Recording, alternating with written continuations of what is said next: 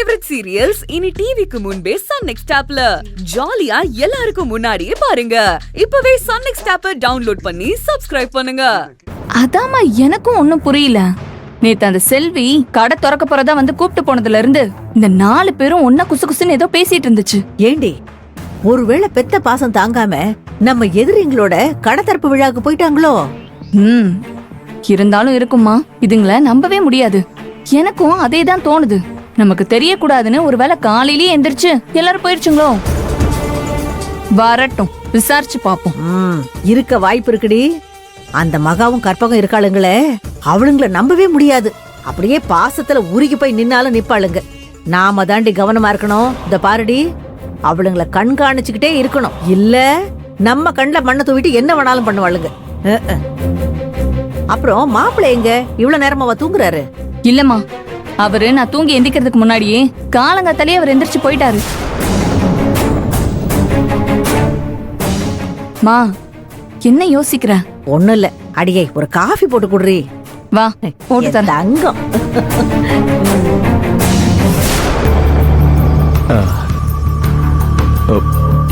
வாங்க வாங்க, யாரும் இல்ல. பா, ஏ மகா, எப்படியோ வேலோட கடத்தரப்பு விழாக்கு போயிட்டு வந்துட்டோம்.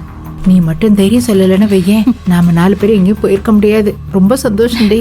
கற்பகம், பெத்தவங்களா நாம நம்ம கடமையே செஞ்சுட்டு வந்துட்டோம். மத்ததை இனி ஆண்டவன் பார்த்துப்பான். எப்படியோ ஒருத்தருக்கு தெரியாம ஒருத்தர்னு வேலு செல்வியை வாழ்த்திட்டு வந்துட்டோம். இனி எந்த பிரச்சனையும் இல்ல. பிரச்சனை இல்லையா? யார் சொன்னது? இனிமேதான் பிரச்சனையே ஆரம்பிக்க போகுது. என்ன மகா சொல்ற? இனிமேதான் பிரச்சனையா? அதான் நம்ம கடத்தரப்புக்கு போயிட்டு வந்துட்டோமே, அப்புறம் என்ன? மா, நாம வாழ்த்திட்டு வந்ததெல்லாம் சரிதான். ஆனா தெரு போக கூடாதுன்னு சொல்லியும் நம்ம யாருக்கும் தெரியாம போயிட்டு வந்திருக்கோம். இந்த விஷயம் தெருவுக்கு தெரிஞ்சது அவ்வளவுதான். அட, அதான் நம்மள யாரும் பார்க்கலையே, அப்புறம் என்ன? பாக்கலங்க. ஆனா இப்ப தம்பியும் கீர்த்தியும் நம்ம மேல சந்தேகப்பட்டு கடை திறப்பு விழாக்கு போயிட்டு வந்தீங்களான்னு கேட்டா என்ன சொல்லி சமாளிப்பீங்க? ஆமா, அது தெரியாம போச்சே.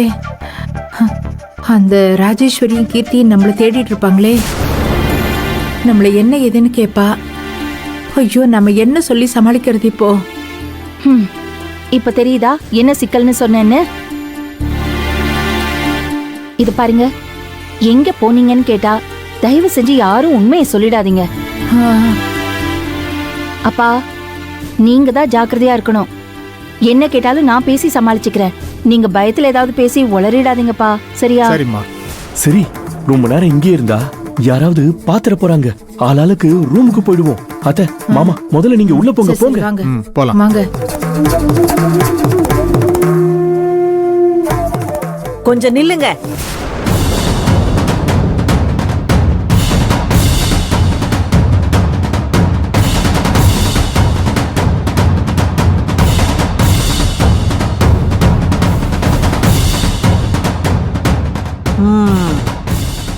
என்ன எல்லாரும் வேலு செல்வி இட்லி கடை திறப்பு விழாக்கு போயிட்டு வரீங்களா? சேச்சே, நாங்க எதுக்கு அங்க போறோம்? ஆமாமா, எங்களுக்கு அவங்களுக்கு என்ன சம்பந்தம்? எங்களுக்கு வேற வேலையே இல்லையே என்ன? ஓஹோ, அதானே, அவங்க 2 பேரும் தான் நமக்கு எதிரின்னு ஆயிட்டாங்கல்ல. அவங்கள போய் நாங்க ஏன் பாக்குறோம்? அவங்க இட்லி கடை திறந்தா என்ன, தோசை கடை திறந்தா நமக்கு என்ன? இதுங்க சொல்றத நம்பவே முடியலையே. ஆமா, இவ்வளவு காலையிலேயே எல்லாரும் ஒன்னா கிளம்பி எங்க போயிட்டு வரீங்க?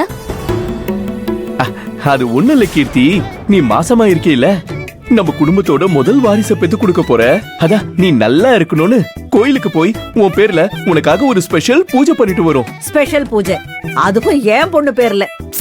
நம்புற மாதிரி இல்லையே சண்முகம். ஆமா ராஜேஸ்வரி, கீர்த்தி நல்லபடியா குழந்தைய பெத்து எடுக்கணும்னு வாழ்த்திட்டு வந்தோம். இல்ல வேண்டிட்டு வந்தோம். மாமா, எந்த கோயிலுக்கு போனீங்க?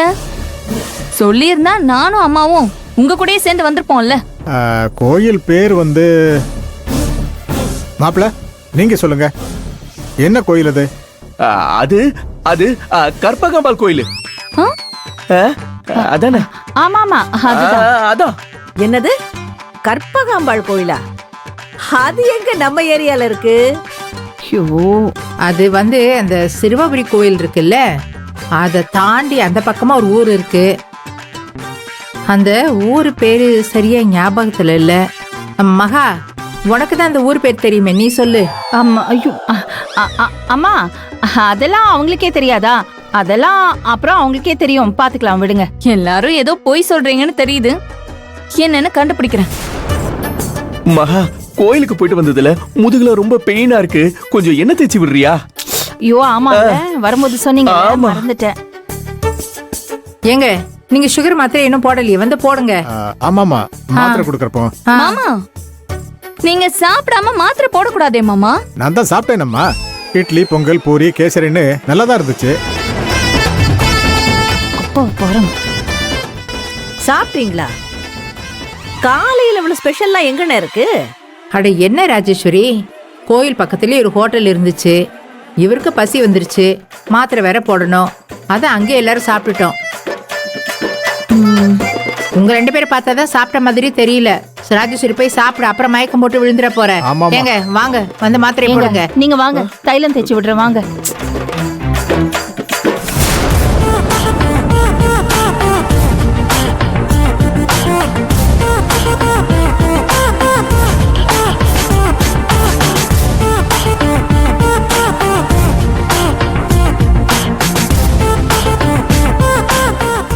அம்மா, என்னம்மா இது?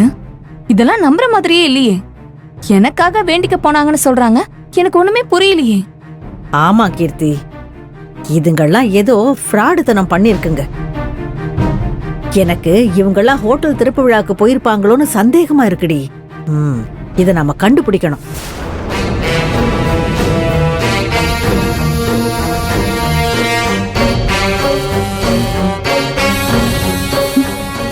என்னங்க, ஒரு நிமிஷம் இங்க வாங்க. என்னங்க, எங்க போயிட்டு வரீங்க? ஆஹா, என்ன இவ வந்ததும் வராததுமா இப்படி கேக்குறா? ஒருவேளை நம்ம கோவிலுக்கு போயிட்டு ஹோட்டலுக்கு போனது எதுவும் தெரியுமோ? என்னங்க, உங்ககிட்ட தான் கேக்குறேன், எங்க போயிட்டு வரீங்க? ஆ, அது நம்ம ஹோட்டலை பெருசுப்படுத்த ஒரு முக்கியமான ஆளை அவர் போய் பார்த்துட்டு வரேன். இவ்வளோ காலையில அவ்வளவு முக்கியமானவங்க யாரு மாப்ள? ஆ, அது உங்களுக்கு சொன்னா புரியாது, விடுங்க. ஏங்க, அம்மா தான் கேக்குறாங்கல்ல, யாருன்னு சொல்லலாம்ல. எனக்கு என்னமோ நீங்க தம்பி பாசத்துல அவர் ஹோட்டல் திறக்கறாருன்னு எங்களுக்கு தெரியாம போய் ஆசீர்வாதம் பண்ணிட்டு வரீங்களோன்னு தோணுது. யாரு? நானா? என்ன பேச்சு பேசிட்டு இருக்க நீ?